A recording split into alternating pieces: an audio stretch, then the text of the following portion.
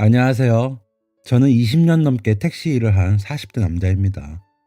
50 가까이 먹고 이런 곳에 사연을 보내게 될 줄은 몰랐는데 참 제 인생이 신기하게도 풀리게 되어 한번 적어봅니다. 저는 경상도에서 태어나 자랐습니다.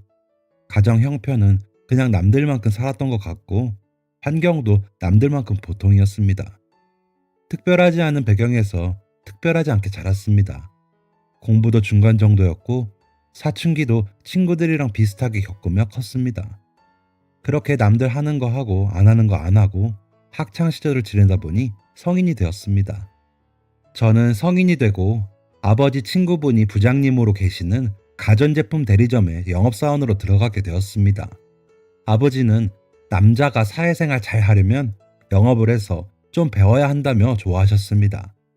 그렇게 6개월쯤이 지나고 막 여름이 시작되었을 무렵 저는 고등학교 동창 친구들과 여행을 가기로 했습니다.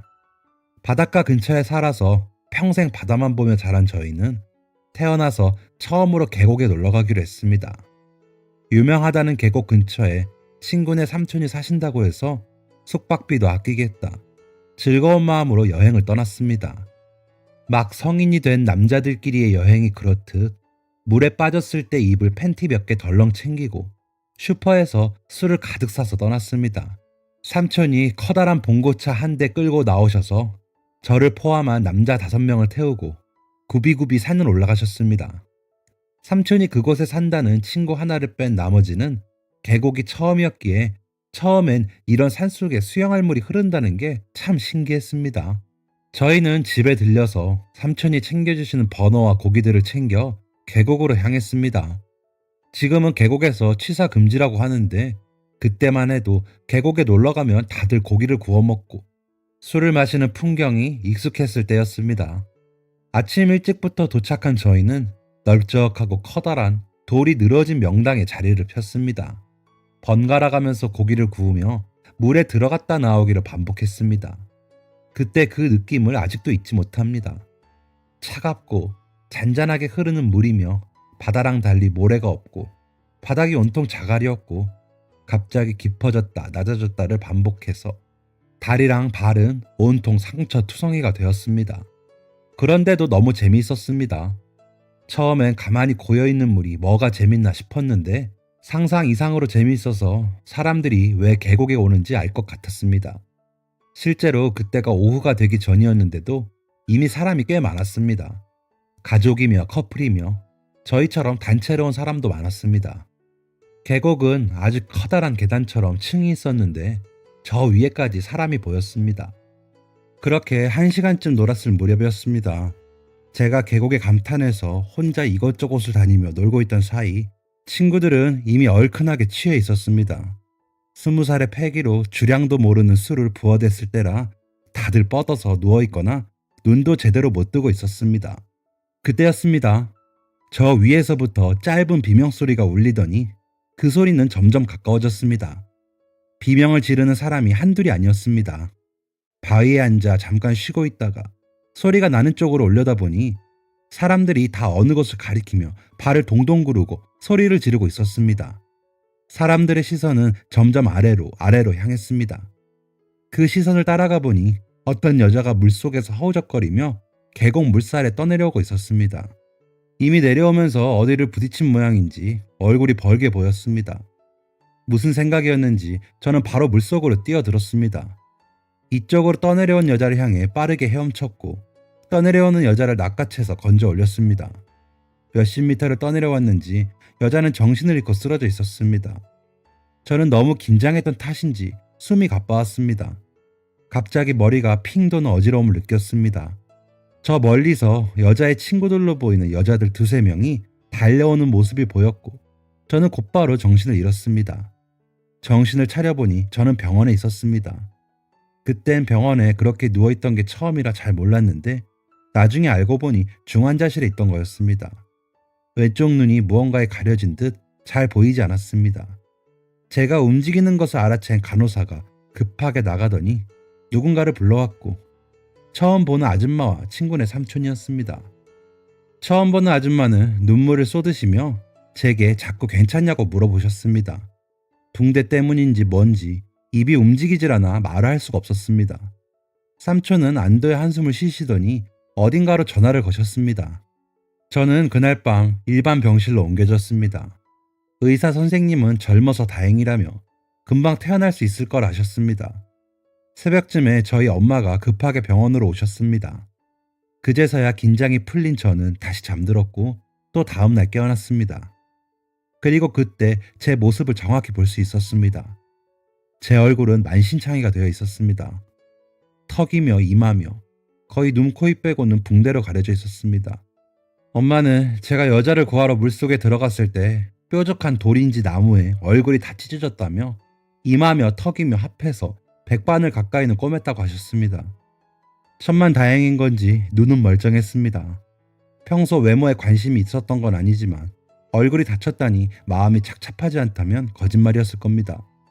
그래도 엄마가 너무 걱정을 하셔서 일부러 괜찮은 척을 했던 것 같습니다. 중환자실에서 처음 봤던 아주머니는 매일 저를 찾아왔습니다. 올 때마다 과일이며 빵이며 음료수며 뭘 이것저것 사오면서 계속 엄마께 죄송하다고 했고 저한테 미안하다고 했습니다. 알고 보니 물에 빠진 여자의 어머니였습니다. 그 여자애는 괜찮대요. 얼굴에 붕대를 칭칭 감은 채 아무렇지 않게 던진 제 질문에 아주머니는 그제서야 조금 웃으셨습니다. 아니, 지금 생각해보니 살짝 눈물이 맺히신 것 같기도 하네요. 덕분에 너무 괜찮아요.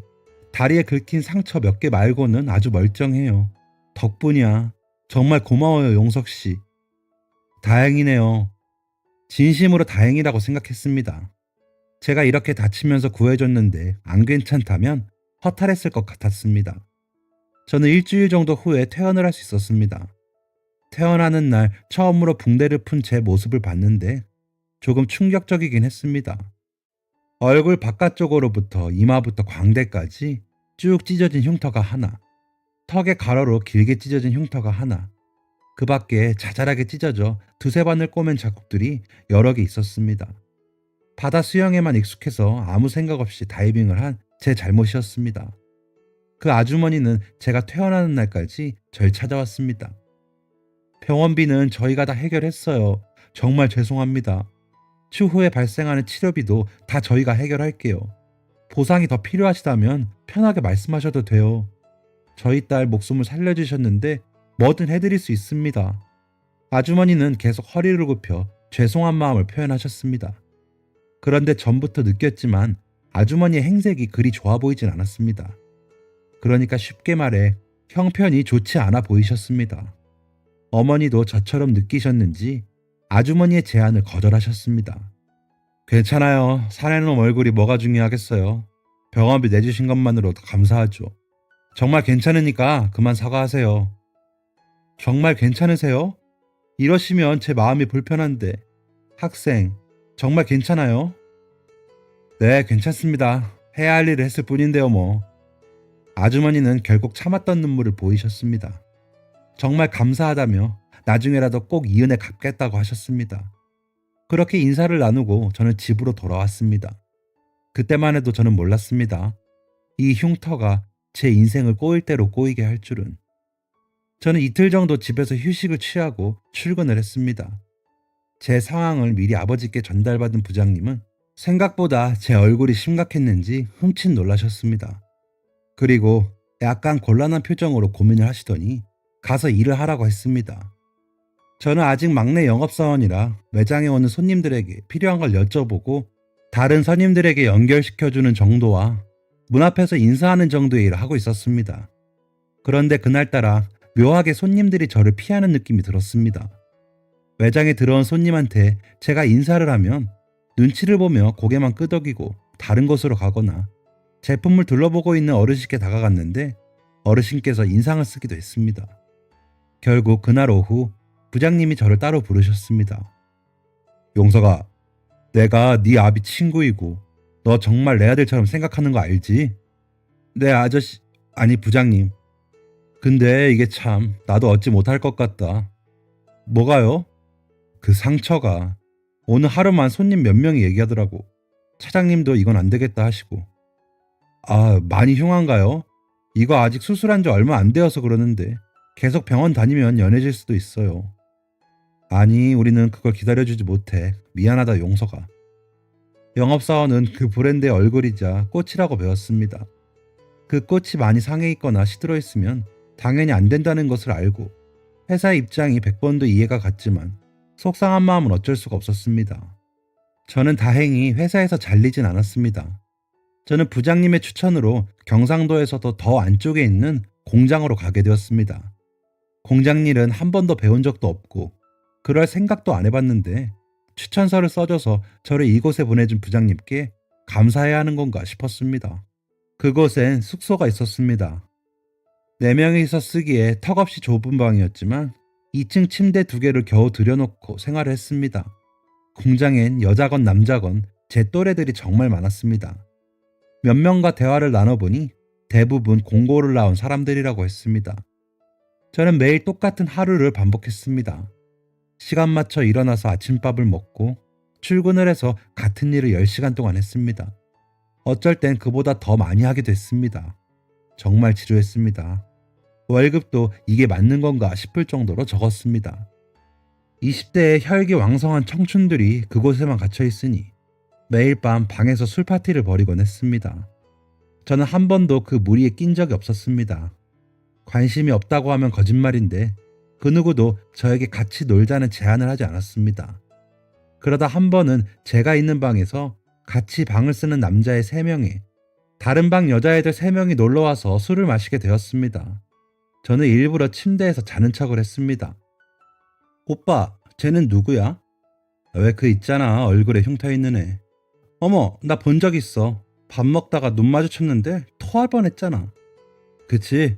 나도 징그러워서 똑바로 못 보겠더라. 그런데 왜 그런 거래? 말이 많던데.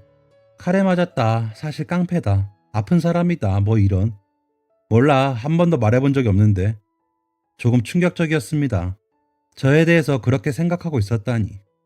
제 얼굴을 그렇게 보고 있었다니. 너무 창피했습니다. 지금 생각하면 왜 창피했는지 모르겠지만 그냥 그때 그 어린 마음엔 그 상황이 너무 창피했고 도망치고 싶었습니다. 저는 공장을 그만둘 이런저런 이유를 만들었습니다. 핑계가 필요했던 것입니다. 저는 2달 동안 공장에서 일하면서 말하는 날보다 말 한마디 안 하는 날이 더 많았고 그 때문에 너무 우울했습니다. 그리고 여긴 월급도 너무 적고 맛있는 것도 먹을 수가 없었습니다. 부모님도 보지 못하고 친구들도 볼 수 없었습니다. 갖가지 핑계들을 생각하며 자기 합리화를 했습니다. 그렇게 전 2번째 직장이었던 공장도 그만두게 되었습니다. 집에 돌아가는 버스에서 모자를 눌러 쓰고 엉엉 울었던 기억이 납니다. 아마 이때부터 본격적으로 제 흉터가 너무 싫어졌던 것 같습니다. 공장을 그만두고 집에 와서 한동안은 집에만 있었습니다. 친구들도 학교에 다니거나 직장을 다니느라 만날 수도 없었고 만나자고 한들 제 자신이 부끄러워서 밖에 나갈 용기가 나지 않았습니다. 그러던 중 입영 통지서가 나왔고 끌려가듯 군대에 가게 되었습니다. 오히려 군대에서는 이 흉악한 흉터가 쓸모가 있었던 것 같네요. 또 어떤 말도 안 되는 소문이 난 건지 부대를 배치받고 초반엔 선임들은 저를 보며 수군거렸고 잘 건들지 않는, 아니 다르게 말하면 피해야 하는 후임이 되었습니다. 덕분인지 선임들에게 불려가거나 이유 없이 해코지를 당하는 일 없었고 군대에서도 그렇게 외롭게 지내다가 전역을 했습니다. 집에 돌아와 보니 상황이 이전과 좀 달라져 있었습니다. 아버지의 건강이 안 좋다는 얘기를 듣자 무서워졌습니다. 지금 생각해도 참 이기적인 마음이었는데 그때 바로 든 생각은 이제 내가 이 집의 가장인가? 앞으로 내가 돈을 벌어와야 하나? 얼굴이 이런데 어디 가서 어떻게 돈을 벌지? 였습니다. 아버지의 건강보다 제 앞날이 먼저 걱정되었습니다. 아버지는 병원에 갈 일도 많고 오랜 시간 일을 하시기에는 무리가 있으셔서 다니던 회사를 그만두셨습니다. 하지만 아버지는 그래도 제 나이에 쉬고 있을 순 없다면서 운전학원에서 시강제 강사로 일을 하셨습니다. 그러면서 아버지는 제게 진지하게 이젠 바깥에 나가서 일도 좀 하고 돈도 벌어야 하지 않겠냐고 하셨습니다.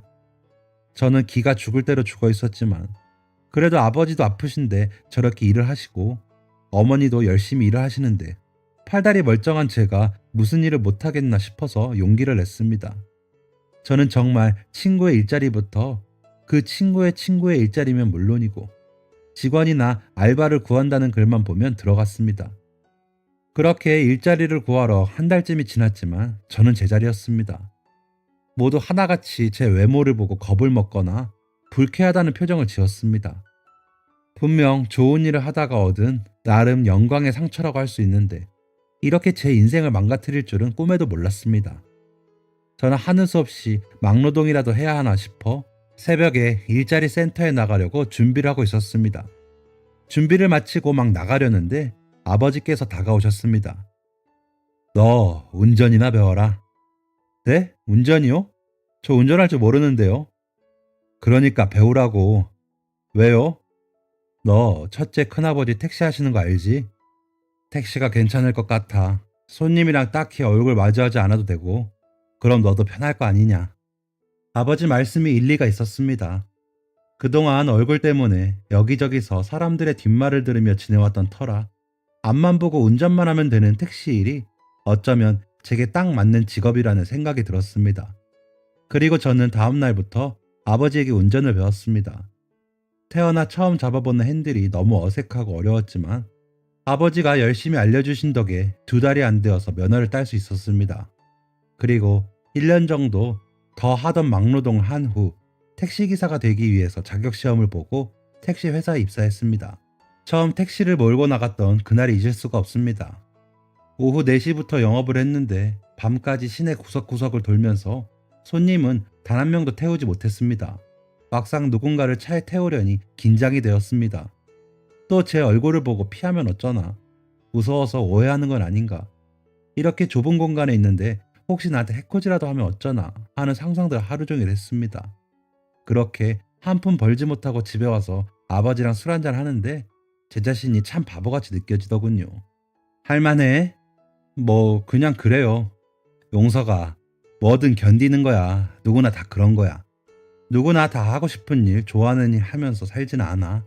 다 견디다 보면 좋은 날도 있고 웃는 날도 있고 그런 거야. 너는 내 아들 용석이니까 잘할 거라 믿는다. 아무것도 없는 저에 대한 그 믿음이 결코 무겁게 느껴지지 않았습니다. 당연한 것이고 별거 아닌 것인데 그 믿음에 부응하지 못하는 제가 너무 한심하고 어리석게 느껴졌습니다. 저는 다음 날 용기를 내어서 첫 손님을 태웠습니다. 처음 탄 손님은 정장을 입은 남자 손님이었고 출근 시간에 늦었는지 서두르는 모습이었습니다.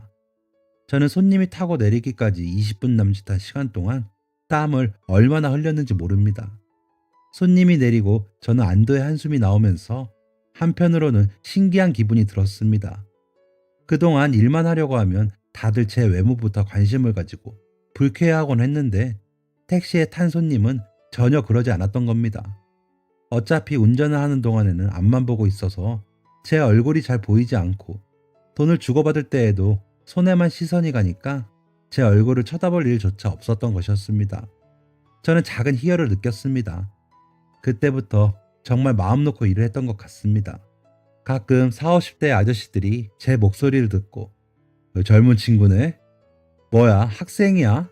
젊은 사람이 운전을 참 잘하네 라고들 했는데 제 외모를 가지고 뭐라 하는 사람은 아무도 없었습니다. 그렇게 제 적성에 맞다면 맞는 일을 한지 어느덧 20년이 훨씬 넘게 흘렀습니다. 지금은 돌아가신 아버지 말씀대로 이 일이 좋아서 한 적은 없습니다. 그저 내가 유일하게 할 수 있는 일이고 유일하게 잘하는 일이니 지금까지 버티고 버틴 거죠. 아버지는 돌아가시기 전까지 제게 어머니처럼 좋은 여자를 만나 하루빨리 결혼하라고 하셨습니다. 하지만 직장에 여자가 있는 것도 아니고 얼굴이 이러니 어디서 소개팅 한 번이 안 들어와서 지금껏 결혼도 못하고 혼자 지내고 있습니다. 그런데 몇 달 전 정말 놀라운 일이 일어났습니다. 제가 일하고 있는 택시 회사는 서울에 있는 본사를 포함해 전국에 약 4-5개 정도의 지점이 있는 회사입니다. 그날은 유난히도 지점장님이 택시 내부 청소를 강요했고 센터 안 청결도 신경을 썼으며 뭔가 바빠 보였습니다. 어디서 검사라도 나온대요? 서울에서 검사는 아니고 그냥 들린댄다. 말이 그냥 들리는 거지 잘하고 있나 검사하러 나오는 거 아니겠어? 서울에서요? 별일이네. 그러게나 말이다. 내년이 정년인데 뭐 책 잡히는 건 아닌지. 어휴, 벌써 시간이 이렇게 됐네. 오늘도 고생이 최씨. 제가 이 회사로 온 지 7년이 되어 가는데 본사에서 온다는 건 처음 봤습니다. 어쨌든 저와는 상관없는 일이니 그냥 그런가 보다 하고 그날도 열심히 업무를 했습니다. 그날은 점심 후까지만 업무를 하는 날이라서 일찌감치 일을 마치고 사무실로 들어갔습니다. 아직 다른 동료들은 운행을 하는 중이었고 사무실에 지점장님과 70대 정도로 보이는 나이가 지긋하신 어르신과 양복 차림의 제 또래 남자 하나가 앉아서 대화를 나누고 있었습니다. 안녕하세요. 아, 최씨 왔어? 회장님, 부장님, 저희 직원입니다. 들어온 지 오래되지 않아서 아마 처음 보셨을 거예요. 지점장님이 저를 회장님과 부장님이라는 사람에게 소개했고 저는 어색하게 그 자리에 끼게 되었습니다. 회사 운영에 대해 개선해야 할 부분들에 대해 대화를 나누는 것을 조용히 듣고 있었는데 회장님께서 제 얼굴을 가만히 바라보시더니 제게 물으셨습니다. 네, 이런 질문이 실례인 줄 알지만 뭐 하나 물어봐도 될까요? 네? 네, 어떤 그 얼굴의 상처, 왜 그렇게 된 건지 말해줄 수 있나요? 당혹스럽지 않았다고 하면 거짓말이었을 겁니다. 그렇게 대놓고 물어본 사람은 처음이었고, 그렇게 정중하게 물어본 사람도 처음이었습니다. 그런데 회장님의 얼굴이 단순한 호기심이 아니라는 게 느껴졌습니다. 저는 뭐 부끄러운 일도 아니고, 오히려 자랑스러운 일이라고 생각이 되어, 처음으로 남 앞에서 얼굴의 흉터에 대한 사연을 자세하게 말했습니다. 계곡에서 기절하고 병원 중환자실에서 눈을 떴을 때쯤을 얘기하는데 갑자기 회장님께서 제 손을 잡으셨습니다. 그리고 제 왼쪽 가슴팍에 있는 명찰을 눈을 개슴츠레 뜨고 보셨습니다. 그러더니 갑자기 제 얼굴을 잡고 얼굴에 있는 제 흉터를 만지시더니 곧 저를 꼭 끌어안으시고는 숨이 넘어갈 듯 아이처럼 우셨습니다. 자네로구만. 자네가 맞아. 여기서 다시 이렇게 만나게 되다니. 회장님의 알 수 없는 행동에 저와 지점장님과 부장님은 모두 놀랄 수밖에 없었습니다. 회장님은 눈물을 계속 흘리면서 결국 자리에 주저앉으셨습니다. 저희는 급하게 회장님을 의자로 옮겼고 회장님은 그렇게 한참을 우셨습니다. 그리고 곧 회장님이 꺼내신 이야기에 저는 놀랄 수밖에 없었습니다. 지금부터 약 30년 전 회장님은 원래 여기 경상도에서 사셨다고 했습니다. 당시에는 용달 운송업을 하고 있었는데 소자본으로 시작해서 서너 대 가지고 회장님도 직접 운전을 하며 바쁘게 일을 했다고 했습니다. 그리고 그때 회장님에게 딸이 하나 있었다고 했습니다. 딸은 서울에 있는 대학교에서 무용을 전공했는데 여름방학에 본가에 내려오게 되었고 그러다 고등학교 동창들과 함께 계곡에 놀러 갔다고 했습니다. 그리고 계곡에서 발을 헛디져 물살에 떠밀려 목숨을 잃을 뻔했고 기적처럼 한 청년이 그 목숨을 구해줬다고 하셨습니다. 저는 이야기를 들으면서 계속 속으로 설마 했습니다. 회장님은 자신의 딸의 목숨을 구해준 청년이 바로 저라고 했습니다. 제가 속으로 생각한 설마가 정말 현실이었던 것입니다. 그때 분명 그 여자의 어머니, 그러니까 회장님의 사모님께서 그 여자가 다리만 조금 긁혔다고 했는데 혹시나 제가 죄책감을 가지거나 걱정할까봐 거짓말하신 모양입니다. 그 여자도 다리를 심하게 다쳐서 대학병원에서 치료를 했다고 했습니다. 회장님은 일도 너무 바쁘고 딸 얼굴 한번 볼 시간도 부족해서 저에게 찾아오지 못했다고 했습니다. 그 후 회장님의 딸은 다리 부상으로 더 이상 무용을 못하게 되었고 결국 경영 쪽으로 전과를 하였다고 했습니다. 그런데 그 또한 운명이었는지 경영을 공부했던 딸이 회장님을 도와 택시 운수업에 발을 들여 지금 이렇게 성장을 할 수 있었다고 했습니다. 그러면서 회장님은 다 제 덕분이라고 또 한 번 눈물을 보이셨습니다. 저를 찾으려고 제가 퇴원 후 입원했던 병원에 몇 번이고 찾아가고 몇 번이고 전화를 했지만 환자 기록을 알려줄 수 없다는 대답만 들었고 제 이름 하나 가지고 주위에 수소문을 해도 찾을 수가 없었다고 했습니다. 회장님은 자꾸만 먹먹해지는 목소리를 억누르며 제게 말하셨습니다. 정말 고맙네. 너무 늦었지만 이제라도 만나서 참 다행이야. 제가 그때도 사모님께 말씀드렸지만 할 일을 했을 뿐입니다. 회장님 따님도 많이 다치셨다면서요. 그래도 자네만 하겠는가? 아직도 상처가 이렇게 심한 걸 보니 지금까지 순탄치 않았을 것 같은데. 저는 지금까지 부끄러워서 남에게 하지 않았던 제가 살아온 이야기들을 회장님께 말씀드렸습니다. 왜 그랬는지는 모르겠습니다. 잠깐 아버지 생각이 나긴 했는데 아마 그 때문이었던 것 같습니다. 제가 얼굴에 흉터 때문에 직장에서 잘리고 공장에서도 손가락질을 받고 일자리도 구해지지 않고 군대에서도 사람들이 절 피했던 일들을 말했습니다. 회장님은 얘기를 들으면서도 계속 미안하다고 하실 뿐이었습니다.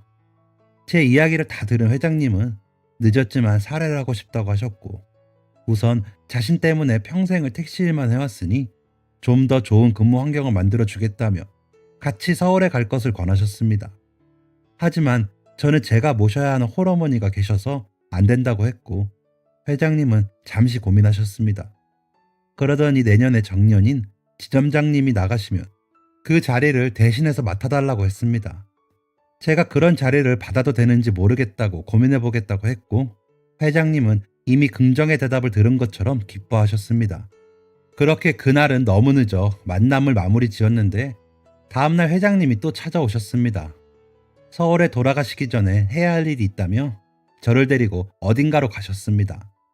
경상도에 있는 큰 대학병원에 가시더니 안에 있는 카페에서 웬 의사 가운을 입은 사람과 아른 체를 했습니다. 그리고 곧 저를 소개해 주었습니다. 그 의사는 회장님과 중학교 동창인데, 회장님께서 사정사정해서 외래가 끝나고 잠깐 시간을 내서 왔다고 했습니다. 의사는 제 얼굴을 자세히 살폈고 꾸준히 치료하면 어느 정도 흉터를 가릴 수는 있다고 하셨습니다.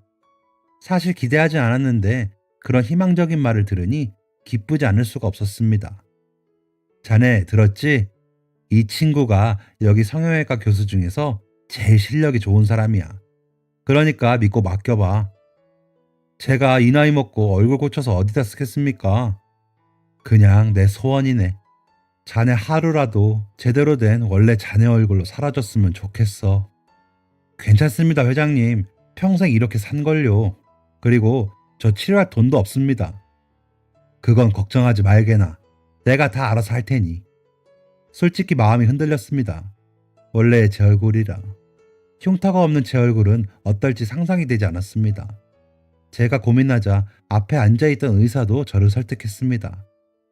나이 먹고 흉터 치료하는 사람들 많아요. 팔이며 얼굴이며 엉덩이 흉터도 보기 싫다고 치료하는데 얼굴은 오죽하겠어요. 저 흉터만 몇천 개를 치료했습니다. 믿고 맡겨주세요. 저는 잠시 고민을 하고 고개를 끄덕였습니다. 회장님은 정말 기뻐하셨습니다. 그리고 곧 비행기 시간이 다 되었다며 급히 자리에서 일어나셨습니다. 병원 앞에서 부장님이 기다리고 계셨고, 회장님은 집까지 데려다 주겠다며 같이 타자고 하셨습니다. 회장님과 나란히 뒷좌석에 앉았습니다. 누군가 운전해주는 차의 뒷자리에 탄 건 어렸을 때 이후로 처음이었습니다. 평생 다른 사람을 태워보기만 했지 이렇게 뒤에 타보다니 기분이 참 묘했습니다. 회장님께서는 집에 가는 내내 더 필요한 건 없는지, 어떤 집에 살고 있는지, 서울로 올 생각은 없는지 이것저것을 물으셨습니다. 저는 계속 괜찮다고만 했고, 회장님께서는 계속 뭔가 해주겠다고만 하셨습니다. 그러다 보니 제 집에 다다랐고, 회장님은 조만간 사모님과 따님까지 데리고 꼭 다시 오겠다고 약속하셨습니다. 저는 그 마음만으로도 너무 감사해서 알겠다고 하였고, 그렇게 회장님은 서울로 돌아가셨습니다. 그리고 일주일쯤 지났을 무렵, 그날은 월급날이었는데 제 통장에 말도 안 되는 돈이 들어와 있었습니다. 돈을 보낸 사람의 이름을 확인해 보니 회장님의 이름이었습니다. 저는 지점장님의 도움으로 회장님에게 전화를 걸었고, 이게 대체 뭔지 물었습니다. 회장님은 껄껄껄 웃으시더니 보너스라고 하셨습니다. 저는 이 돈 못 받는다고 다시 돌려드린다고 했지만, 회장님은 이렇게 또 한 번 웃으시면서 말씀하셨습니다. 내 딸아이의 목숨값이 그 정도도 안 되는가? 그리고 자네가 지금까지 산 30년 가까이 되는 그 인생에 대한 값이 그 정도가 안 돼? 뭐라 거절할 말이 떠오르질 않았습니다. 제가 대답을 못하고 있자 회장님은 바빠서 끊어야겠다며 전화를 끊으셨습니다. 제 머릿속에 지난 30년이 주마등처럼 흘러갔습니다. 난생 처음 보는 사람이 내게 보였던 불쾌한 표정, 내 뒤통수에 대고 수군거리던 사람들, 거울 한 번 보기 힘들었던 나 자신, 그리고 그렇게 힘들어하는 저를 보며 더 힘드셨을 우리 부모님. 저는 더 이상 회장님께 거절의 전화를 하지 않았습니다. 그리고 지금 저는 그 돈으로 지금보다 좀 더 크고 깨끗한 집 전세를 얻어 어머니와 살게 되었고, 흉터 치료도 꾸준히 받고 있습니다. 저는 매일 보는 얼굴이라 잘 모르겠는데 주변에서는 많이 좋아졌다며 인물이 좋다고 했습니다.